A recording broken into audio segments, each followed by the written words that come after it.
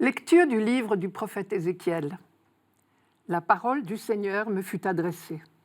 Fils d'homme, je fais de toi un guetteur pour la maison d'Israël. Lorsque tu entendras une parole de ma bouche, tu les avertiras de ma part. Si je dis au méchant, tu vas mourir, et que tu ne l'avertisses pas, si tu ne lui dis pas d'abandonner sa conduite mauvaise, lui, le méchant, mourra de son péché, mais à toi, je demanderai compte de son sang. Au contraire, si tu avertis le méchant d'abandonner sa conduite et qu'il ne s'en détourne pas, lui mourra de son péché, mais toi, tu auras sauvé ta vie. Ézéchiel était prêtre à Jérusalem au VIe siècle avant notre ère. Il a été emmené à Babylone par les armées de Nabuchodonosor dès la première vague de déportation en 597 avant Jésus-Christ.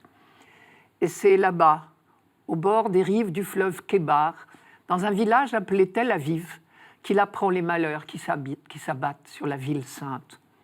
En 587, tout est fini. La ville est rasée, le temple dévasté.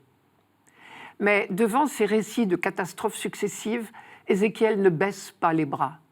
Dès son arrivée là-bas, et pendant les 20 premières années de l'exil, 10 ans avant la destruction de Jérusalem et du Temple, et 10 ans à peu près ensuite, il consacrera toutes ses forces à maintenir l'espérance de son peuple.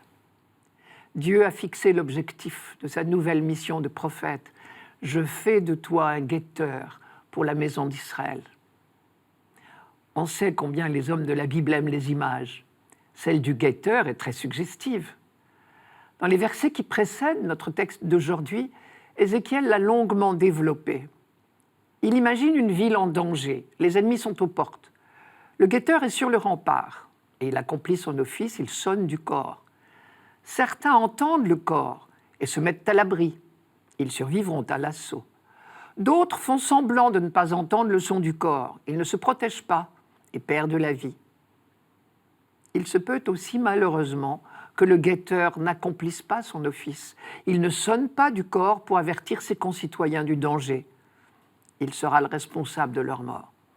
Et c'est très exactement comme cela qu'Ézéchiel comprend sa mission. Il se doit de transmettre à ses frères exilés les avertissements de Dieu et les appels à la conversion. S'il manque à sa mission, il sera responsable de leur malheur. Lourde responsabilité que celle du prophète. Ces avertissements relèvent de l'assistance à personne en danger. Mais nul n'est prophète en son pays, on le sait bien. Cela veut dire que bien souvent, malheureusement, les auditeurs, ceux que le prophète voulait sauver, n'écoutent pas. Et Dieu l'a prévenu.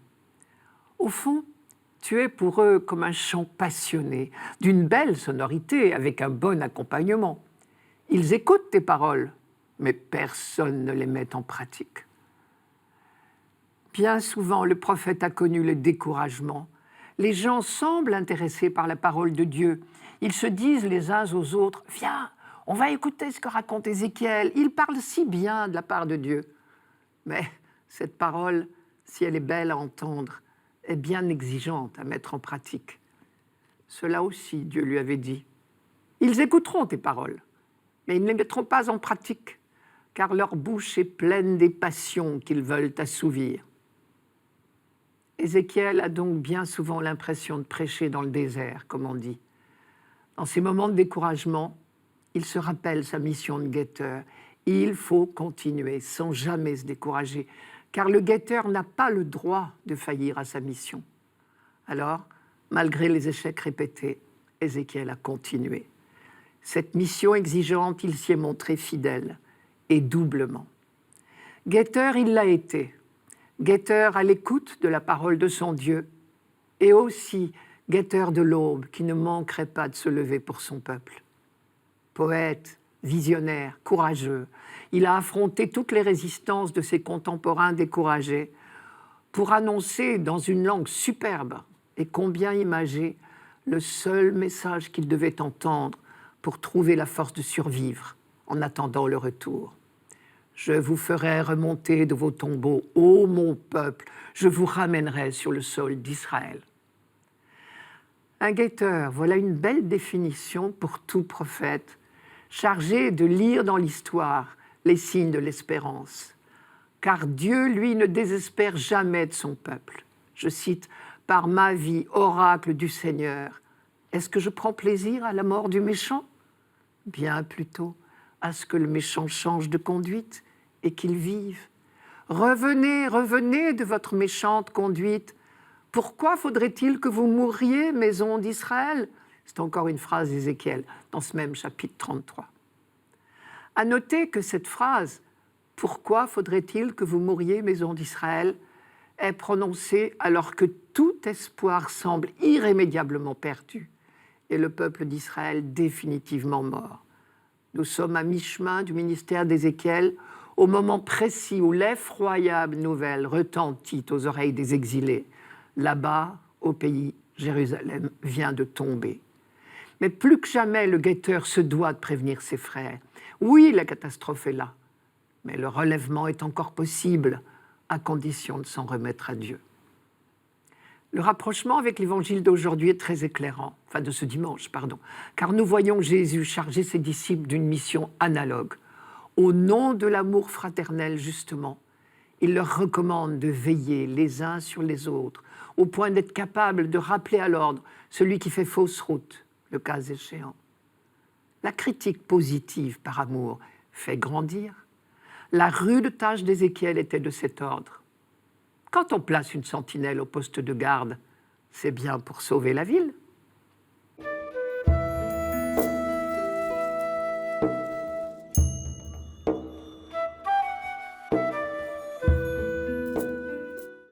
Psaume 94. Venez, crions de joie pour le Seigneur, acclamons notre rocher, notre salut. Allons jusqu'à lui en rendant grâce, par nos hymnes de fête, acclamons-le. Entrez, inclinez-vous, prosternez-vous, adorons le Seigneur qui nous a fait. Oui, il est notre Dieu, nous sommes le peuple qu'il conduit. Aujourd'hui, écouterez-vous sa parole.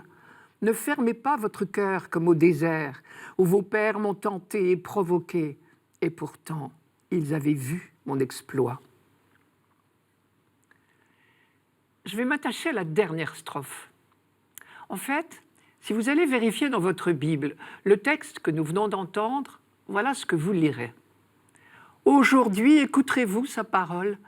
Ne fermez pas votre cœur comme à Mériba, comme au jour de Massa dans le désert, où vos pères m'ont tenté et provoqué, et pourtant, ils avaient vu mon exploit. C'est dire que ce psaume est tout entier imprégné de l'expérience de Massa et Mériba. Là-bas, dans le désert, au temps de l'Exode avec Moïse, on a gravement douté des intentions de Dieu. Vous vous rappelez, il faisait une chaleur torride et il n'y avait pas d'eau au campement. On était arrivé là, assoiffés, bien décidés à se jeter sur les points d'eau. Mais tout était à sec. Alors, cela a très mal tourné. On s'en est pris à Moïse, qui se débrouillait bien mal, puis à Dieu lui-même. Mais après tout, c'était peut-être ce qu'il cherchait, qu'on meure de soif.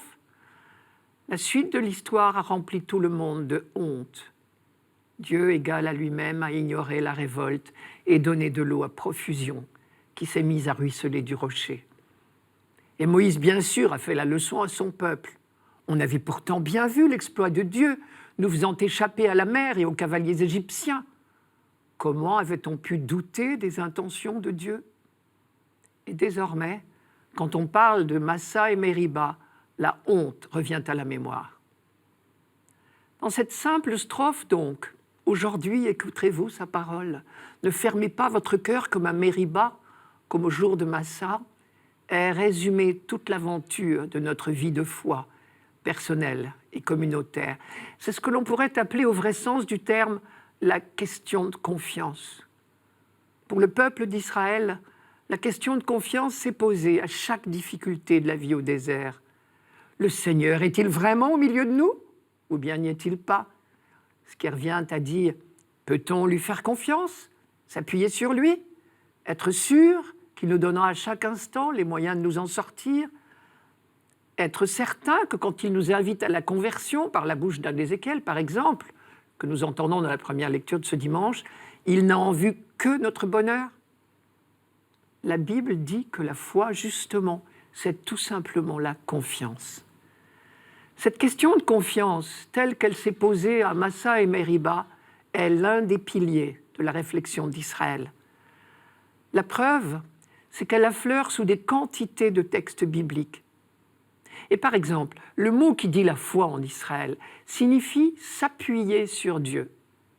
C'est de lui que vient le mot « Amen », qui dit l'adhésion de la foi. Il signifie solide, stable.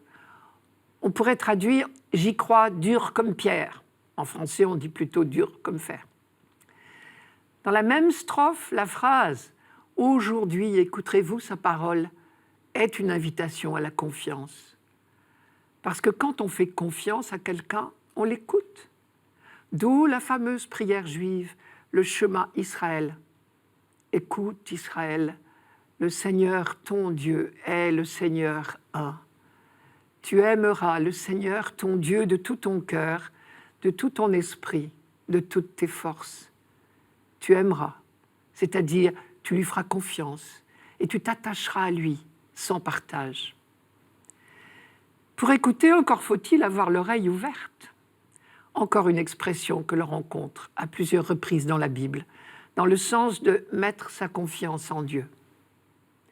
Vous connaissez le psaume 39.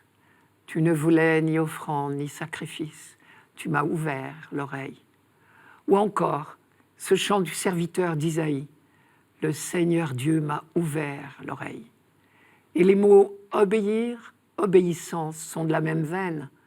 En hébreu comme en grec, quand il s'agit de l'obéissance à Dieu, ils sont de la même racine que le verbe « écouter » au sens de faire confiance. En français aussi d'ailleurs, puisque notre verbe « obéir » vient du verbe latin « audire ». Obéir, ob audire, c'est mettre son oreille devant la parole. Cette confiance de la foi est appuyée sur l'expérience. Pour le peuple d'Israël, tout a commencé avec la libération d'Égypte. Et c'est ce que notre psaume appelle l'exploit de Dieu. Et pourtant, ils avaient vu mon exploit. Cette expérience est de siècle en siècle pour les générations suivantes. La mémoire de cette expérience vient soutenir la foi. Si Dieu a pris la peine de libérer son peuple de l'esclavage, ce n'est pas pour le laisser mourir de faim ou de soif dans le désert. Et donc on peut s'appuyer sur lui comme sur un rocher. Le début du psaume « Acclamons notre rocher, notre salut » n'est pas seulement de la poésie, c'est une véritable profession de foi, une foi qui s'appuie sur cette expérience du désert. À Massa et Meriba, le peuple a douté que Dieu lui donne les moyens de survivre, mais Dieu a quand même fait couler l'eau du rocher. Et désormais, on rappellera souvent cet épisode en disant de Dieu qu'il est le rocher d'Israël. Ce choix résolu de la confiance, il est à refaire chaque jour. Aujourd'hui, écouterez-vous sa parole. Mais cette phrase, elle est très libérante. Elle signifie que chaque jour est un jour neuf. Aujourd'hui, tout est de nouveau possible. Chaque jour, nous pouvons réapprendre à écouter, à faire confiance.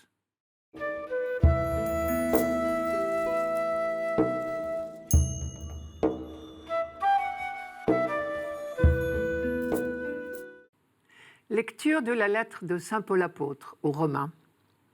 Frères, n'ayez de dette envers personne, sauf celle de l'amour mutuel, car celui qui aime les autres a pleinement accompli la loi.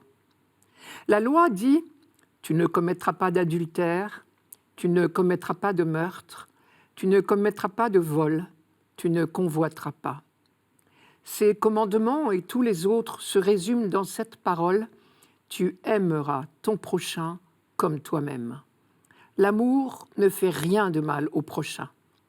Donc, le plein accomplissement de la loi, c'est l'amour. Pour comprendre cette lecture d'aujourd'hui sans la réduire, il faut la replacer dans son contexte, je pense. Depuis le chapitre 12 de sa lettre aux Romains, Paul donne des conseils aux chrétiens sur la question la plus difficile peut-être à toutes les époques. Comment vivre concrètement en chrétien dans un monde qui ne l'est pas. Vivre en chrétien, c'est comme il l'a dit plus haut, faire de toute notre vie quotidienne un véritable hommage à Dieu, un sacrifice saint, une chose sacrée. C'était notre lecture de dimanche dernier. Et il avait ajouté « Ne prenez pas pour modèle le monde présent ».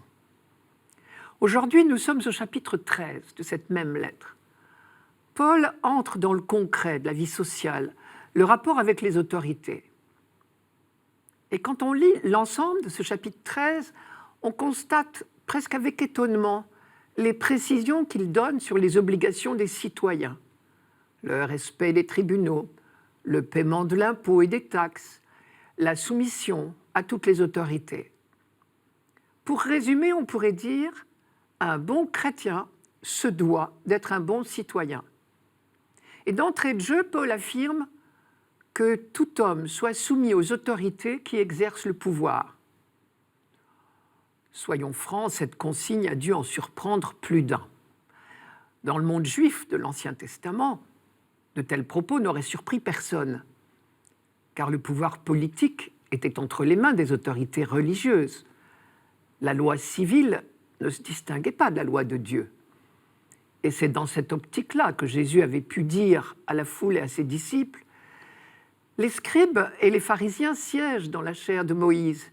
Faites donc et observez tout ce qu'ils peuvent vous dire. » Mais on ne pouvait pas en dire autant du monde romain. Les autorités en question étaient les empereurs romains et toute la hiérarchie de leurs gouverneurs, magistrats et soldats, dont la volonté de Dieu était évidemment le moindre souci. Et si Paul avait pu écrire « Ne vous conformez pas au monde présent », c'est bien parce que l'idéal de la société romaine était sur certains points aux antipodes de l'idéal chrétien. Alors, obéir à une autorité baignant dans le paganisme était-il possible ? C'est la question qui a été posée à Paul, certainement, et qui est à l'origine de notre texte et de tout son chapitre 13. Paul répond en 2 points. Premièrement, ne prenez pas prétexte de votre appartenance chrétienne pour fuir vos responsabilités de citoyen. Son argument est le suivant. Il n'y a d'autorité que par Dieu, et celles qui existent sont établies par lui. On trouve cela au début du chapitre 13. On entend résonner ici la phrase de Jésus lui-même à Pilate. « Tu n'aurais sur moi aucun pouvoir s'il ne t'avait été donné d'en haut. » Autre argument, les lois civiles poursuivent le bien elles aussi. Dans tous les pays du monde, la loi est normalement au service de la justice et de la défense des faibles.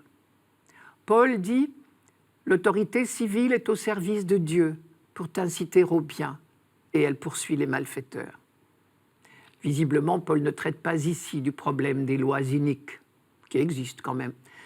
D'autre part, il faut se souvenir que les Juifs, et avec eux les premiers chrétiens, puisque les Romains ne faisaient pas encore la différence, les Juifs, donc les chrétiens, étaient dispensés des lois romaines qui choquaient leur conscience. Par exemple, brûler de l'encens devant la statue de l'empereur, ou bien faire le service militaire.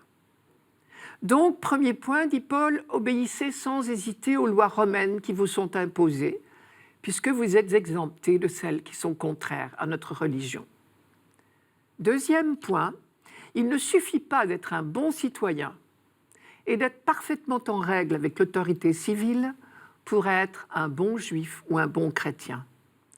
Quand vous êtes en règle avec la loi civile, nous dit Paul, vous n'êtes pas allé jusqu'au bout de la charité. Et c'est le sens de la première phrase de notre lecture d'aujourd'hui. Ne gardez aucune dette envers personne, sauf la dette de l'amour mutuel. Ne gardez aucune dette envers personne, c'est-à-dire soyez en règle avec tous, sauf la dette de l'amour mutuel, c'est-à-dire quand vous serez en règle avec tous, il faudra aller encore plus loin. Car déjà dans l'Ancien Testament, on avait compris que le fin mot de la loi donnée par Dieu, c'est d'aimer nos frères. Pour le dire autrement, on avait compris qu'il ne suffit pas de dire « je n'ai pas tué, pas volé, pas commis l'adultère ». on savait bien qu'il faut encore aller plus loin. Je cite Paul. Ce que dit la loi de Moïse, tu ne commettras pas d'adultère, tu ne commettras pas de meurtre, tu ne commettras pas de vol, tu ne convoiteras rien. Ces commandements et tous les autres se résument dans cette parole, tu aimeras ton prochain comme toi-même. Cela veut bien dire que pour être en règle avec la loi de Moïse, il ne suffisait pas de ne pas faire de mal, il fallait surtout aimer.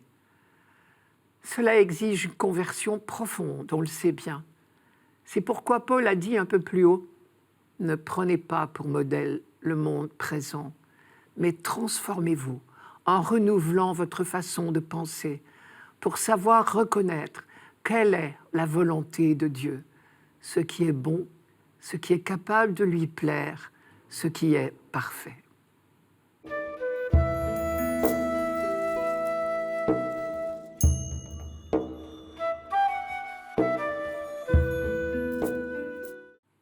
Évangile de Jésus-Christ selon saint Matthieu. En ce temps-là, Jésus disait à ses disciples, « Si ton frère a commis un péché contre toi, va lui faire des reproches, seul à seul. S'il t'écoute, tu as gagné ton frère. S'il ne t'écoute pas, prends en plus avec toi 1 ou 2 personnes, afin que toute l'affaire soit réglée sur la parole de 2 ou 3 témoins. S'il refuse de les écouter, dis-le à l'assemblée de l'Église. S'il refuse encore d'écouter l'Église, considère-le comme un païen et un publicain. Amen, je vous le dis. Tout ce que vous aurez lié sur la terre sera lié dans le ciel, et tout ce que vous aurez délié sur la terre sera délié dans le ciel. Et pareillement, amen, je vous le dis, si 2 d'entre vous sur la terre se mettent d'accord pour demander quoi que ce soit, ils l'obtiendront de mon Père qui est aux cieux. En effet, quand 2 ou 3 sont réunis en mon nom, je suis là, au milieu d'eux. » Tout le chapitre 18 de l'Évangile de Matthieu, dont nous lisons un extrait ici, traite sous différents angles des relations entre les membres de la communauté chrétienne. Pour introduire ces recommandations, juste avant ce passage, Jésus a raconté la parabole de la brebis perdue.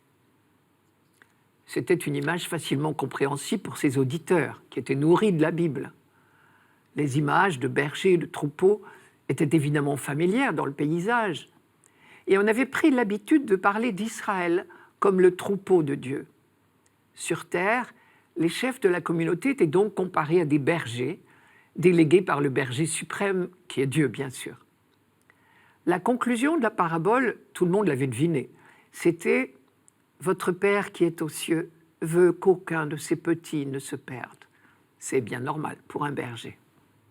Et ce sera désormais la consigne de vigilance que Jésus confie à ses disciples.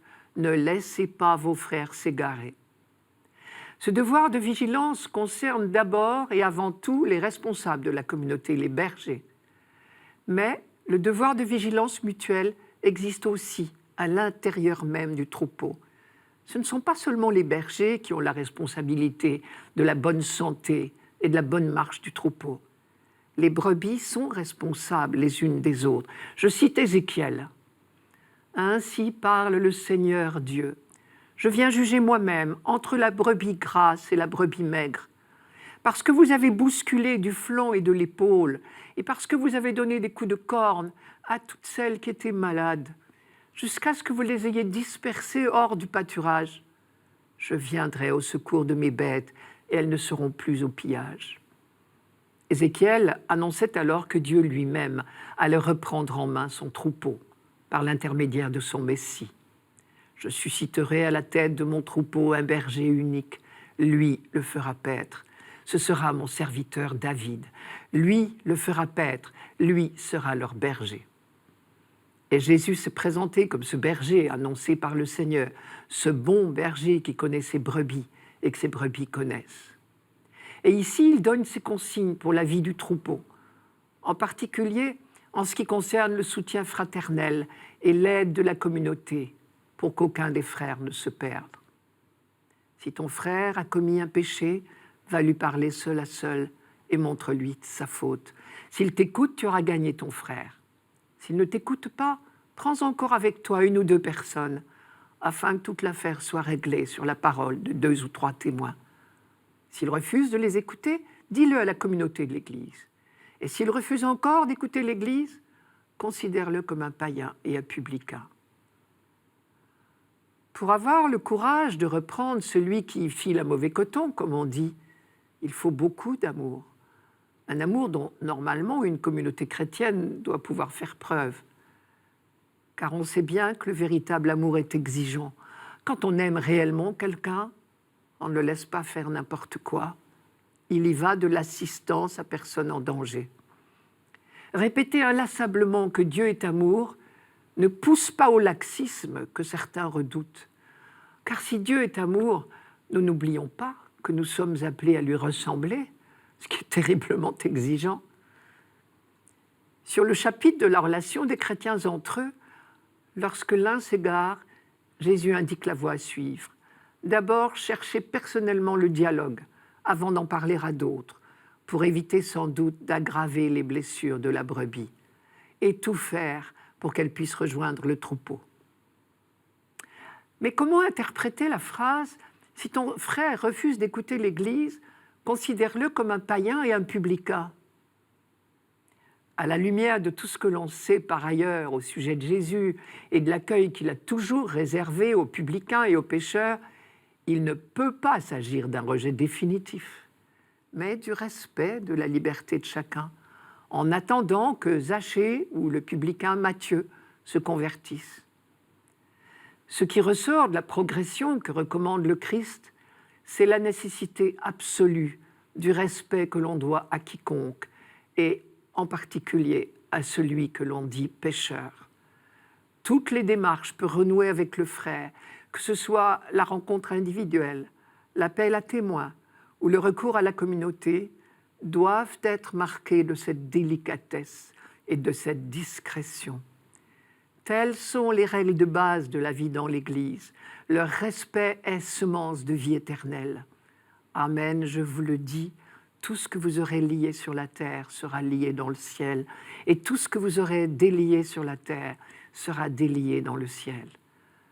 Le royaume du Dieu de tendresse et de fidélité se bâtit dans la tendresse et la fidélité.